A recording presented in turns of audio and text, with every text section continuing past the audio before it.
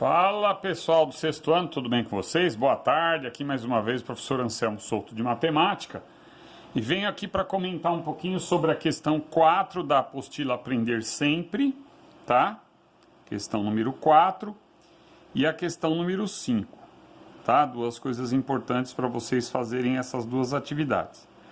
Pessoal, o que seria um número primo, tá? Um número primo. Então veja aí.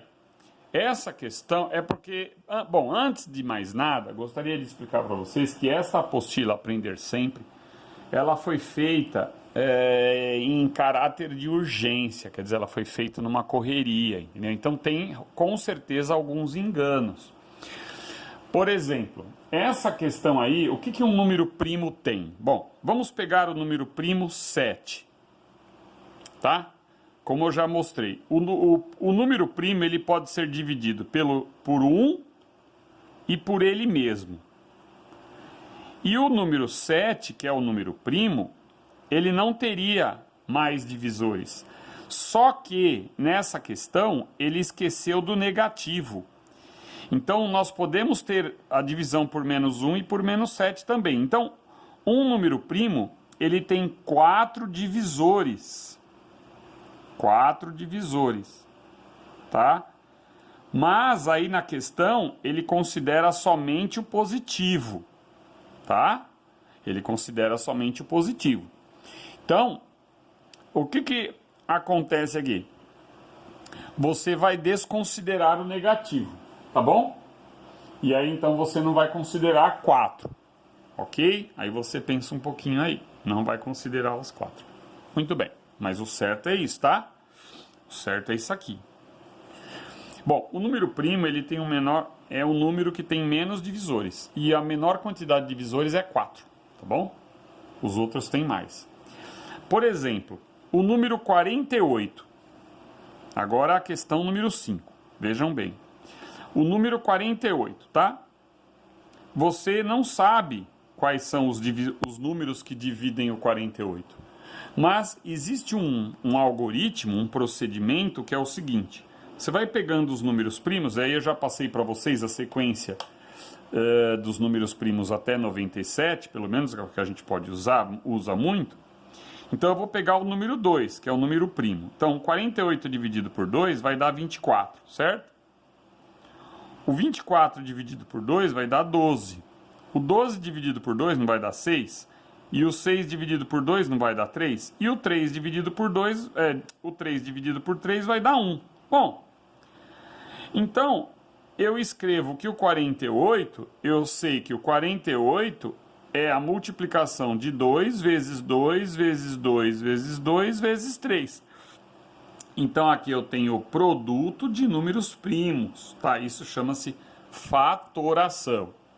Muito bem. Quantas vezes o 2, esse número aparece aqui? Não são 4 vezes? Então você escreve 4, coloca entre parênteses assim, ó, como eu estou fazendo, com espaço. Quantas vezes aparece o 3? Não aparece uma vez? Então você vai pôr uma vez que ele aparece aqui. Agora, esse número aqui, ó, dá uma olhada. Este número aqui, eu não vou fazer com outra cor, deixa com azul mesmo. Eu vou sempre somar 1, sempre somar 1. Entendeu, então? Quantas vezes o 2 está multiplicado por ele mesmo? 4. Quantas vezes o 3 está multiplicado por ele mesmo? 1. Esse mais 1 que vem aqui do lado direito é sempre assim. Então, quanto que dá aqui? 4 mais 1, 5 e 1 mais 1, 2. 2 vezes 5, 10. Então, nós sabemos que o 48 ele possui 10 divisores, prestem atenção, positivos.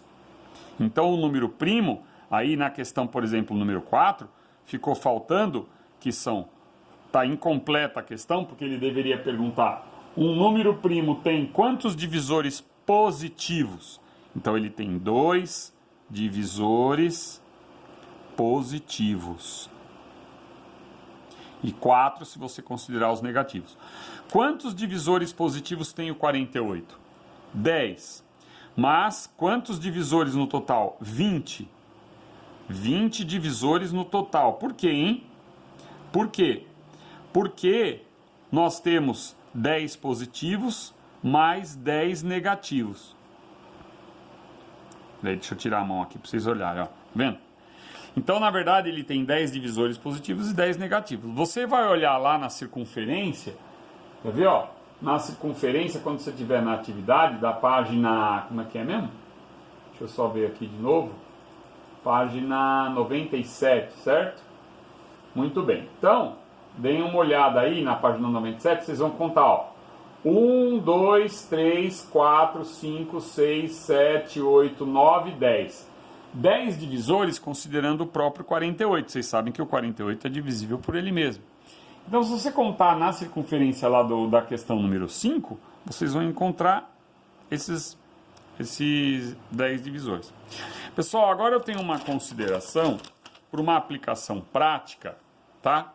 Que é a seguinte: vocês sabem como contar quantos divisores tem um número. E o que é o divisor? Por que, por exemplo, o 4 é divisível por 2? Porque quando eu divido por 2, que eu faço 2 vezes 2, 4, eu vou encontrar o resto zero, olha.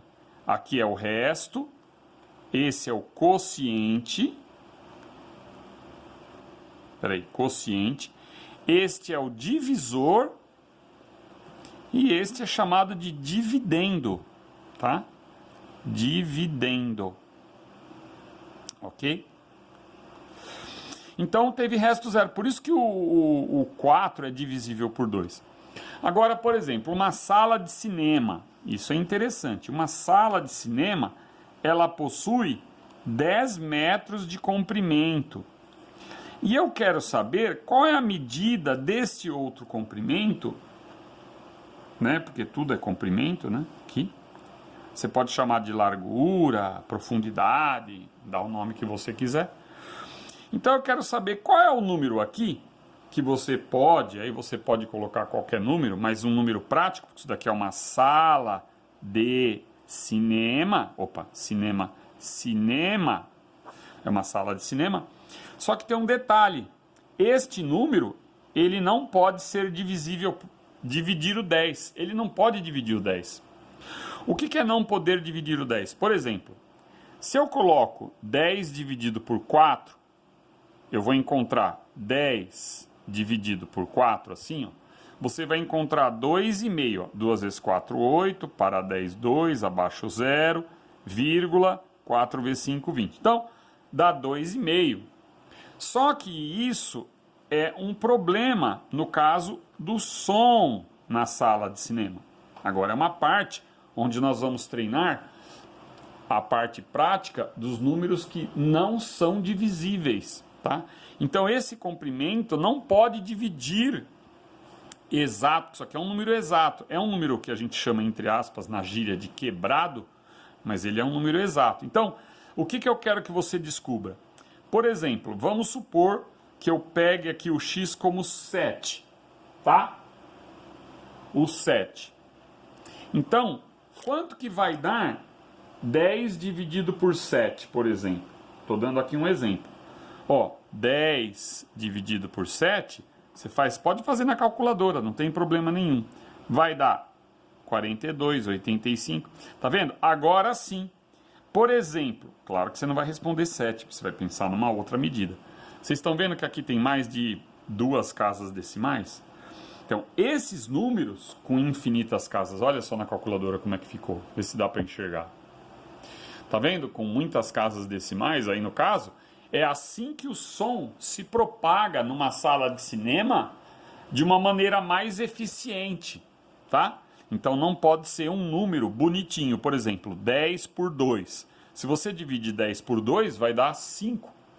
E aí o som não se propaga da maneira bacana. Por exemplo, nós teremos pontos na sala onde a pessoa não vai ouvir direito. O som vai ficar ruim, tá? É como se ele tivesse abafado, diminuindo a intensidade do som.